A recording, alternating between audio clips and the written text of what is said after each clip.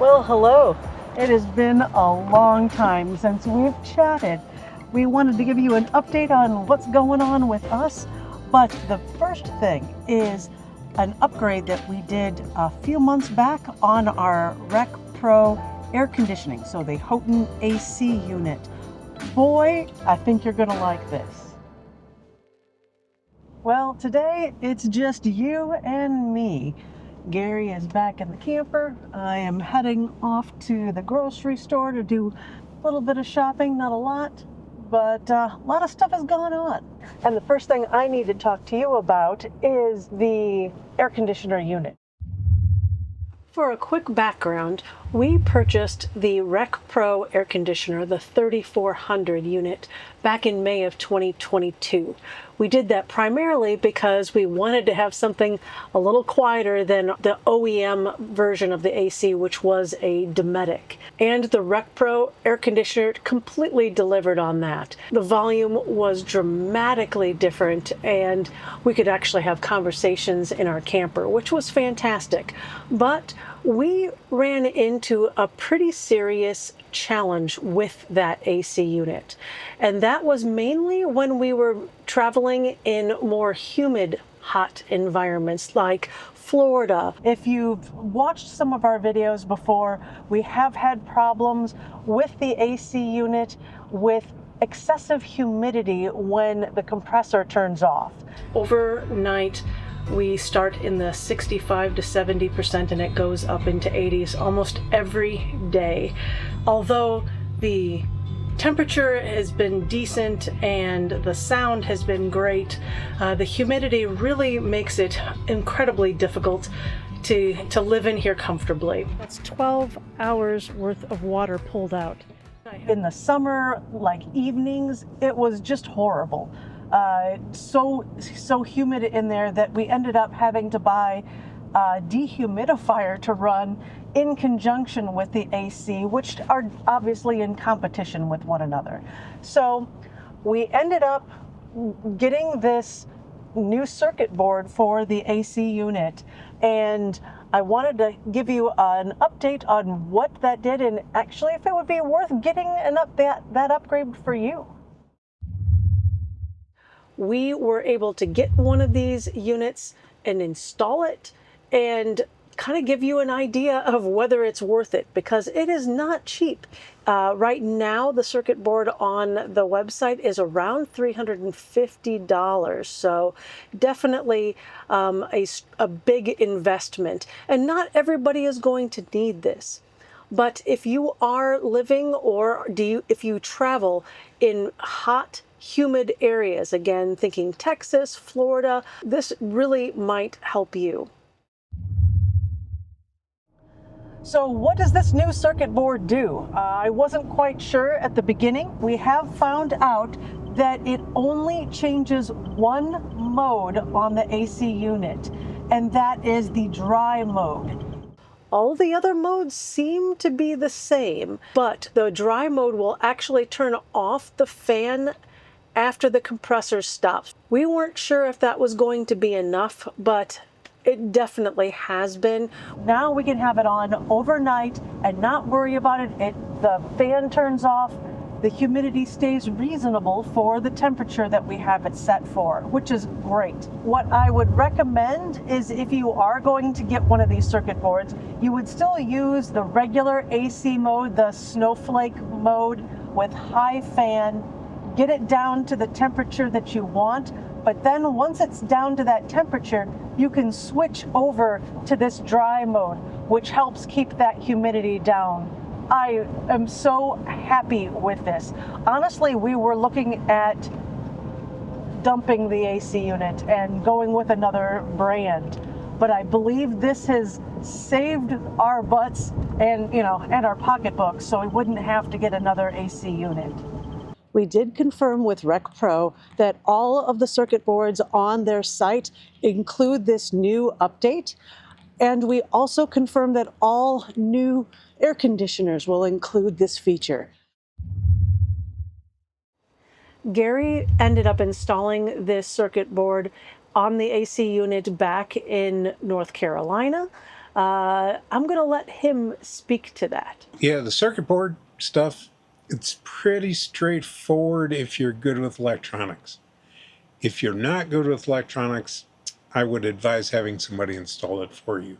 Otherwise, try Dan over at PenPack. I'm sure he'd be more than happy to help you with it. So, yeah.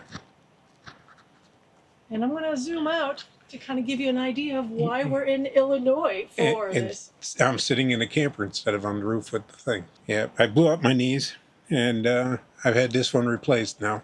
So I'm getting the other one replaced in a few weeks. So we should have better improvement to me wandering around on the roof of the camper again. And so that's the reason we're going to be in Illinois for a little bit longer. You're probably not going to see a ton of videos from us unless we have something to share with you. But instead, we're going to be focusing on getting better. Well, we've been here in central Illinois for pretty much all of March, but we are here because Gary is getting his knees replaced. So full replacement on both of his knees. Not at the same time though.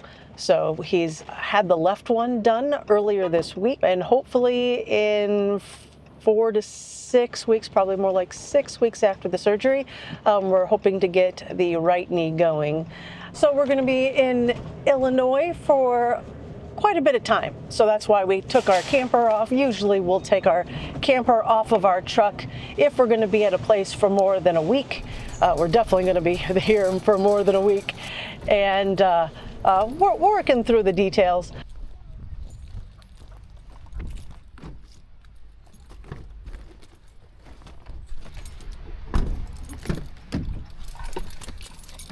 I forgot how fun glasses are with rain and cold going in and out of buildings. Blech.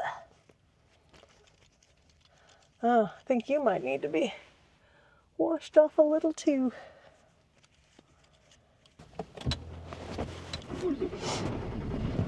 We ended up staying at a Love's RV stop, mainly because we wouldn't have to move from site to site during this process. I really didn't want to have to worry about that. Yeah, I probably could have figured it out, but I thought it was better for me to focus on doing all the other work and not moving the camper. But it is loud. You're right next to a lot of truckers overnight, and you're right next to highways. So great for a short bit, not ideal for our stay, but that's what we chose.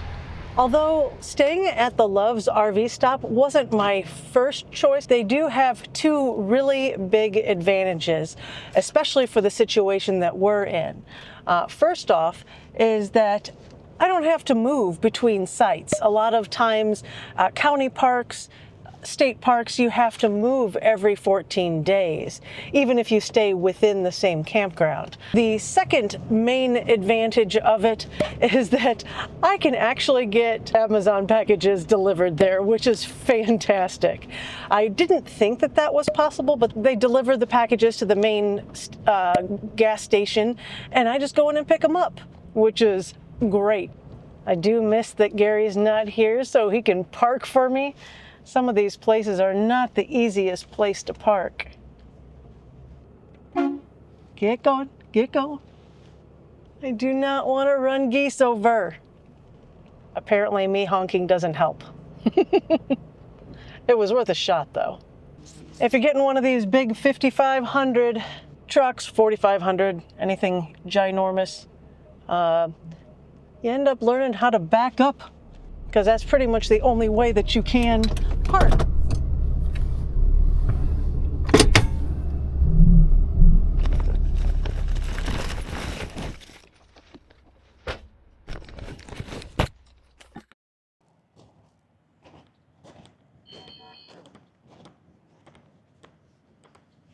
So 2025 traveling has been very weird for us.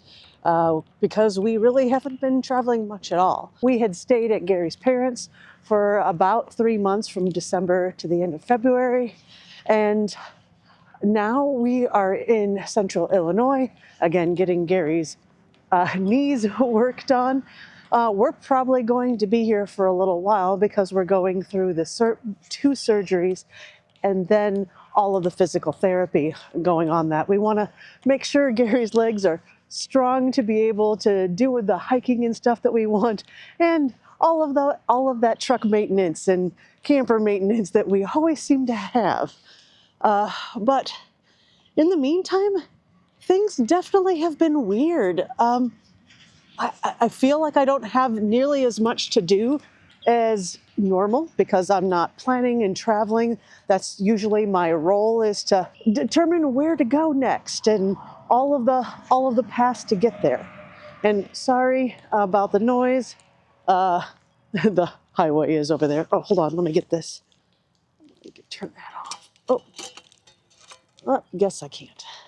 So I'm trying to find time to fill the space. For those that know me, I do options trading online to add some additional income. So I've been continuing to do that, but also trying to focus a little bit more on nutrition. We had some folks that we met down in Alabama that really kind of got me thinking about making my own bread, fresh milled bread, which is a crazy amazing thing to do. And I don't think I really would have been able to do it had I not been stationary for a little while.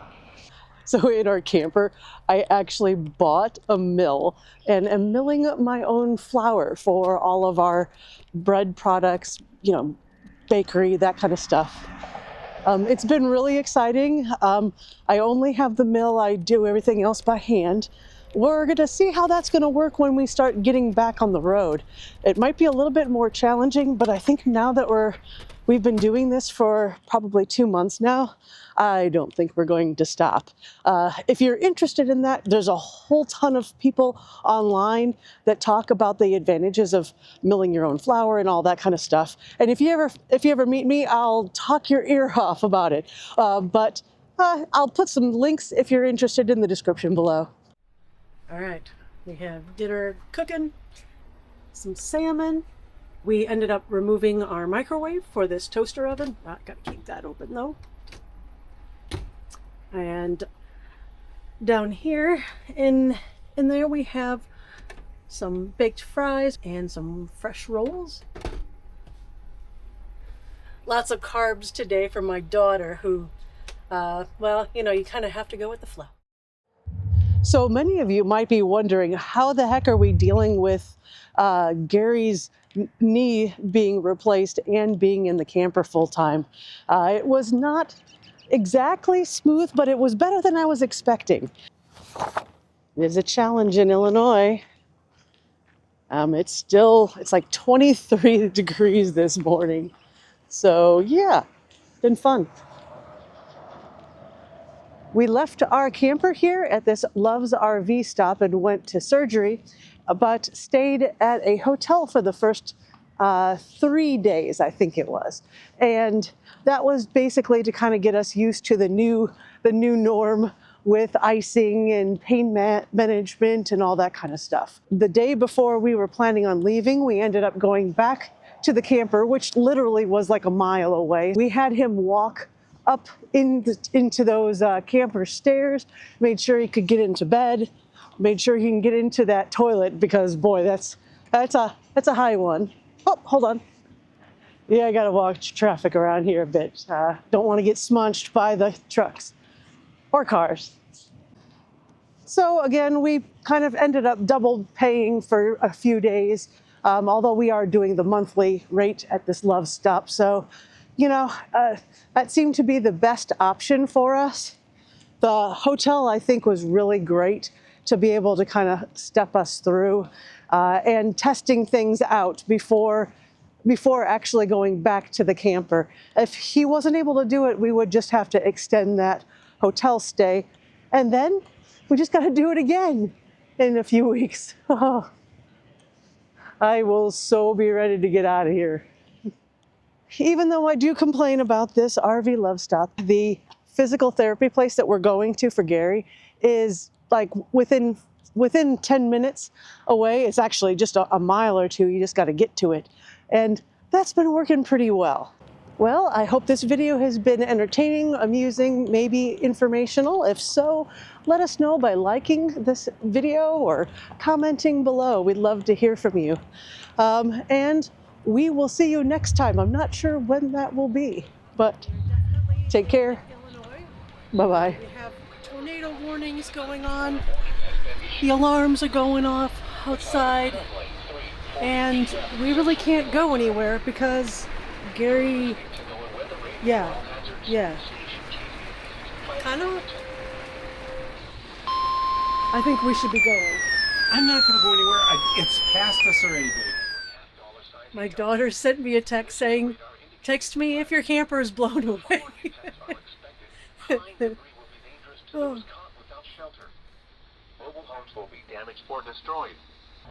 This is the fun of staying in Illinois during the spring. Yay! On the plus side, there is a building here that is a storm shelter. The not so great side is Gary can't run very fast. There ain't no running. No, yeah, he can't. We're still in the walker stage, so we'd have to take the truck over there. I don't know if that would be fast enough. Something I forgot to mention: this Midland thing is awesome.